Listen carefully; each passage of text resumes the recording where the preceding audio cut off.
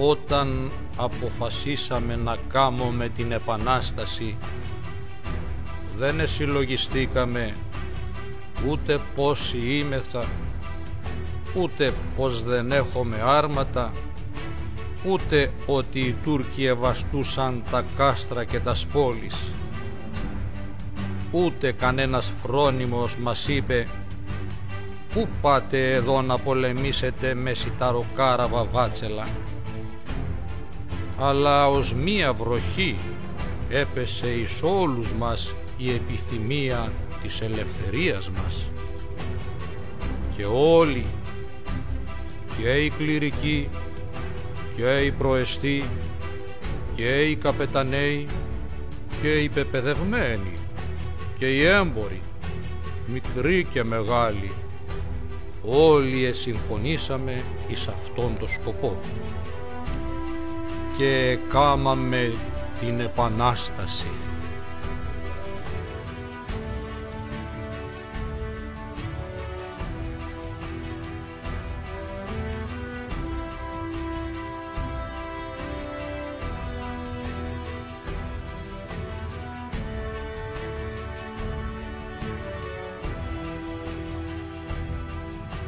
Σεπτέμβριος του 1814.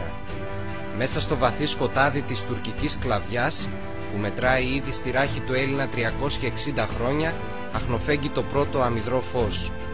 Στην Οδυσσό, τη ρωσική λιμανούπολη στη Μαύρη Θάλασσα, ιδρύεται από 3 Έλληνες εμπόρους, τον Ξάνθο, τον Σκουφά και τον Τσακάλοφ, η Φιλική Εταιρεία. Σκοπός της να αναλάβει την προετοιμασία του ξεσηκωμού των Ελλήνων ενάντια στον Οθωμανό κατακτητή. Και μέσα σε 6 μόλις χρόνια, τα μέλη της μυστικής αυτής πατριωτικής οργάνωσης ανέρχονται σε χιλιάδες. Την ηγεσία της εταιρείας για τη διαμόρφωση του τελικού σχεδίου για την έναρξη της Επανάστασης αναλαμβάνει ο Αλέξανδρος Υψηλάντης. Το σχέδιο προέβλεπε να ξεκινήσει η Επανάσταση σχεδόν ταυτόχρονα σε 2 διαφορετικές περιοχές, στις παραδουνάβιες ηγεμονίες και στο Μοριά. Η Επανάσταση στις παραδουνάβιες ηγεμονίες θα είχε κυρίως χαρακτήρα αντιπερισπασμού, ώστε η Επανάσταση στη Νότια Ελλάδα και ιδιαίτερα στο Μοριά να εξελιχθεί χωρίς την πίεση ισχυρών τουρκικών στρατευμάτων. Άλλωστε ο Σουλτάνος αντιμετώπιζε ήδη ένα ακόμα πρόβλημα. Ο Αλή Πασάς των Ιωαννίνων φτάνει την περίοδο αυτή στο απόγειο της δόξας του και κυριαρχώντας απόλυτα στην Ήπειρο και τη Θεσσαλία, επιδιώκει να ιδρύσει δικό του κράτος, ανεξάρτητο από την πύλη. Σε αυτό τον οθούν και οι Φιλικοί, οι οποίοι εκμεταλλεύονται την κατάσταση και τον ενθαρρύνουν στην πραγματοποίηση του σκοπού του. Ο Σουλτάνος ανησυχεί αντιλαμβανόμενος τον κίνδυνο και κάνει μια κίνηση που θα αποδειχθεί καταλύτης για την έναρξη της Επανάστασης. 24 Δεκεμβρίου 1820, κατόπιν εντολής της πύλης, εκστρατεύει εναντίον του Αλή Πασά ο Πασάς του Μοριά Χουρσίτ Μεχμέτ. Οι τουρκικές στρατιωτικές δυνάμεις στην περιοχή μειώνονται σημαντικά και οι Φιλικοί ανασένουν. Φαίνεται ότι η στιγμή που ανέμενε η ηγεσία της εταιρείας έφτασε. 6 Ιανουαρίου 1821. Περνά στην Πελοπόννησο από τη Ζάκυνθο, ειδοποιούμενος από τους Φιλικούς, ο Θεόδωρος Κολοκοτρώνης, ενώ ο ασυγκράτητος Παπαφλέσσας οργανώνει το Μοριά, μιλώντας για την Επανάσταση σε πόλεις και χωριά. Στις 26 Ιανουαρίου γίνεται στη Βοστίτσα σύναξη των προεστών του Μοριά. Μετέχουν επίσημοι αντιπρόσωποι των προεστών της Πάτρας και των Καλαβρίτων, 3 ιεράρχες, μεταξύ των οποίων ο παλαιόν πατρών Γερμανός, διάφοροι προεστοί και καπεταναίοι από όλη την Πελοπόννησο και ο Παπαφλέσσας. Παπαφλέσσας και καπεταναίοι δηλώνουν έτοιμοι για εξέγερση, αλλά οι προεστοί είναι διστακτικοί και ζητούν εγγυήσεις για την υποστήριξή της από τη Ρωσία. Τελικά συμφωνούν όλοι να περιμένουν την άφιξη του Υψηλάντη για να ξεκινήσει η εξέγερση. Αλλά τα πράγματα έχουν ήδη πάρει τον δρόμο τους. Ο Αλέξανδρος Υψηλάντης αποφασίζει να εισβάλλει στα ρωμανικά πριγκιπάτα, κηρύσσοντας ουσιαστικά την Επανάσταση. Πρώτη πολεμική πράξη ήταν η διάβαση του ποταμού Προύθου στη Μολδαβία στις 22 Φεβρουαρίου του 1821 και η είσοδος των επαναστατών στο Ιάσιο. Στις 26 Φεβρουαρίου στην εκκλησία των 3 ιεραρχών του Ιασίου τελείται δοξολογία, στη διάρκεια της οποίας ο Μητροπολίτης Βενιαμίν ευλογεί την επαναστατική ελληνική σημαία. Την 1η Μαρτίου αρχίζει ο Υψηλάντης την πορεία του προς τη Βλαχία αφού ενώνεται με τα τμήματα του Γεωργάκη Ολύμπιου, του Φαρμάκη και πολλών Ελλήνων εθελοντών. Την ίδια μέρα ξεκινάει από την Κωνσταντινούπολη και την Πελοπόννησο καράβι με επαναστατικές προκηρύξεις. Στις 11 Μαρτίου, ο Εμμανουήλ Παπάς φτάνει στη Χαλκιδική για να οργανώσει εκεί την Επανάσταση. Ο Κολοκοτρώνης κάνει συγκεντρώσεις καπεταναίων από όλη την Πελοπόννησο και τους ενημερώνει να πάρουν τα όπλα μόλις δοθεί το σύνθημα. Άλλοι φιλικοί προετοιμάζουν την Επανάσταση σε Ρούμελη, Θεσσαλία και Μακεδονία. Λίγο μετά την εξέγερση στις ρουμανικές ηγεμονίες, οι Τούρκοι καλούν στην Τριπολιτσά τους προεστούς του Μοριά με πρόσχημα τη συνηθισμένη κοινή ετήσια σύσκεψη, με πραγματικό όμως στόχο να τους κρατήσουν ομήρους. Οι περισσότεροι προεστοί είναι διστακτικοί και δεν πηγαίνουν. Όσοι πηγαίνουν συλλαμβάνονται και φυλακίζονται. Η Επανάσταση ξεσπά στο Μοριά. Παρότι έχει οριστεί να ξεκινήσει στις 25 Μαρτίου, ημέρα του Ευαγγελισμού της Θεοτόκου, τα γεγονότα προτρέχουν. Στις 14 Μαρτίου 1821, Ζαχολίτες οπλαρχηγοί εκδιώκουν από τη Ζάχολη τις τούρκικες οικογένειες. Στο Φενεό, μετά από συμπλοκή σκοτώνουν Τούρκους γυφτοχαρατσίδες. Στις 20 Μαρτίου, ο Σολιώτης με τους Πετμεζέους χτυπούν τους Οθωμανούς στους 3 πύργους των Καλαβρίτων, συλλαμβάνοντας τον Πασά των Καλαβρίτων Αρναούτογλου. Στις 17 ή στις 23 Μαρτίου, κάτω από ένα νεονόβιο πλάτανο στην ιστορική μονή της Αγίας Λαύρας, ο παλαιόν πατρόν Γερμανός ορκίζει τους προεστούς και τους αγωνιστές που είχαν σειρεύσει εκεί. Η σημαία που υψώνει είναι το λάβαρο του καθολικού της μονής με την εικόνα της κοιμήσεως της Θεοτόκου. Σύνθημα 1. Ελευθερία ή θάνατος. Στις 23 Μαρτίου ξεσηκώνεται η Πάτρα και η Μάνη με τους Κολοκοτρώνη, Παπαφλέσσα, Νικηταρά και Κεφάλα. Στη Μάνη εξοπλίζονται 2.000 μανιάτες και μεσίνοι και μπαίνουν στην Καλαμάτα. Είναι η πρώτη πολεμική επιτυχία της Επανάστασης. Στις 24 Μαρτίου συγκεντρώνονται στα περίχωρα της Καλαμάτας γύρω στους 5.000 επαναστατημένοι για να πάρουν την ευλογία της Εκκλησίας για το ξεκίνημα του αγώνα.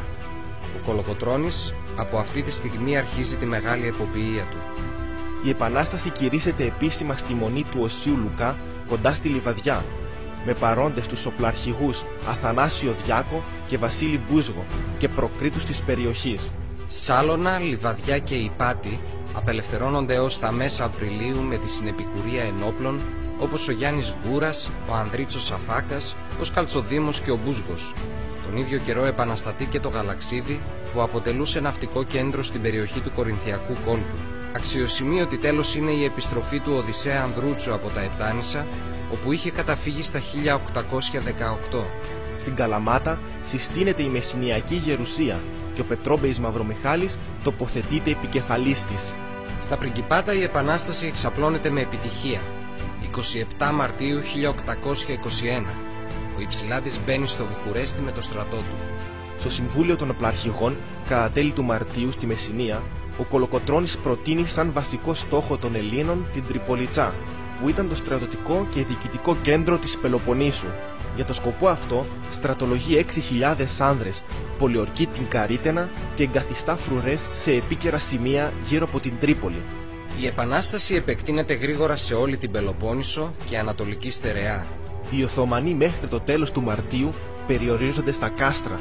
Η πιο οργανωμένη πολιορκία που επιχειρούν οι Έλληνες είναι, όπως αναφέρθηκε ήδη, της Τρίπολης, με γενικό αρχηγό τον Θεόδωρο Κολοκοτρώνη. Δεν είναι ασφιχτική. Ωστόσο οι επαναστατημένοι κατορθώνουν από νωρίς να ελέγξουν όλες τις προσβάσεις προς την πόλη. Οι ειδήσεις για εξέγερση και στο Μοριά φτάνουν στην υψηλή πύλη στο τέλος του Μαρτίου. Η πρώτη αντίδραση του Σουλτάνου είναι η προσπάθεια περιορισμού της εξέγερσης που εκδηλώνεται με τρομοκρατικές σφαγές διακεκριμένων προσώπων και προεστών στην πόλη.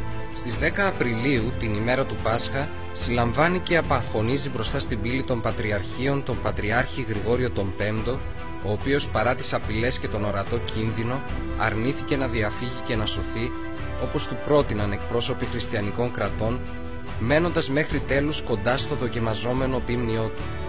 Η πρώτη στρατιωτική αντίδραση από τους Οθωμανούς έρχεται από τον Πασά των Σερών Ιουσούφ.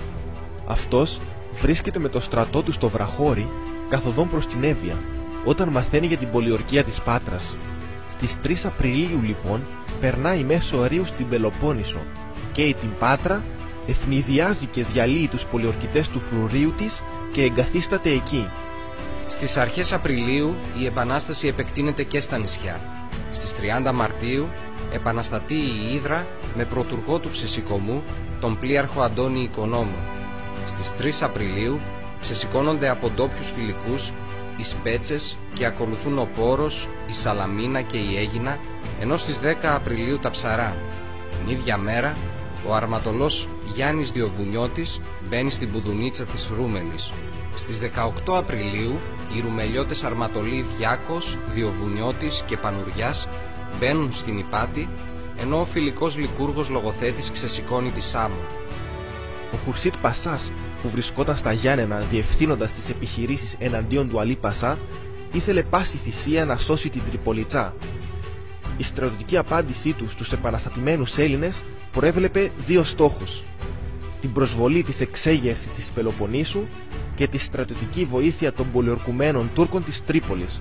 Τα στρατεύματα που στέλνει ο Χουρσίτ στην Πελοπόννησο για να χτυπήσουν την Επανάσταση χωρίζονται σε δύο σκέλη.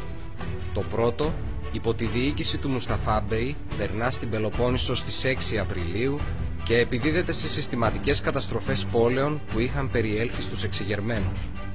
Καίει τη Βοστίτσα, διαλύει την πολιορκία του Ακροκόρινθου, καίει το Άρκος, διαλύει την πολιορκία του Ναυπλίου και στις 6 Μαΐου μπαίνει πανηγυρικά στην Τρίπολη. Στις 12 Μαΐου επιχείρει μια πρώτη απόπειρα διάσπασης της πολιορκίας της Τρίπολης και επιτίθεται με ισχυρές δυνάμεις εναντίον των πολιορκητών στο Βαλτέτσι από βορρά και νότο.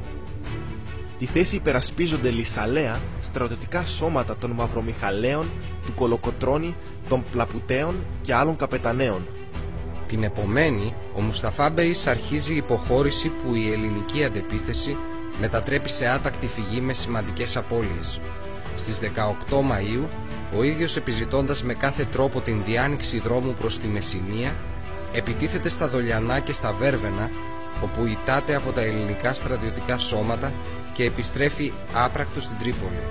Το δεύτερο σκέλος των στρατευμάτων του Χουρσίτ υπό τον Ομέρ Βριώνη και τον Γιωσέ Μεχμέτ βρίσκεται στις 19 Απριλίου στην Φθιώτιδα με εντολή τη διενέργεια τακτικών εκαθαριστικών επιχειρήσεων από βορρά προς νότο έως την Τριπολιτσά.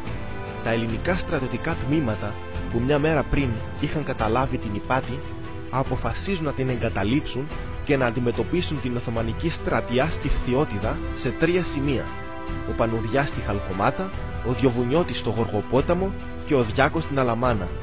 Στις 24 Απριλίου ο Ομέρ Βριώνης επιτίθεται ταυτόχρονα και στα 3 αυτά σημεία.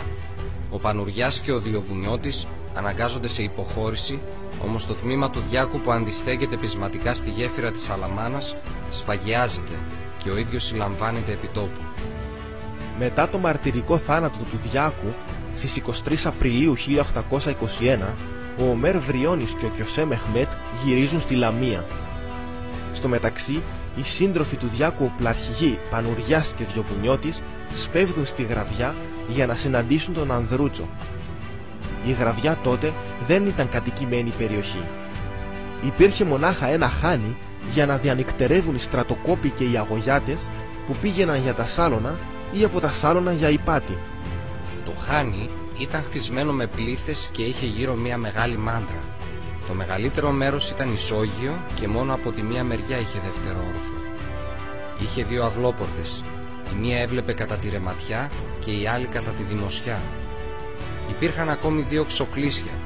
Μπορούσες επίσης να διακρίνεις και μερικές καλύβες που είχαν οι κάτοικοι της Βάριανης για να μένουν τον καιρό που καλλιεργούσαν τα χτήματά τους.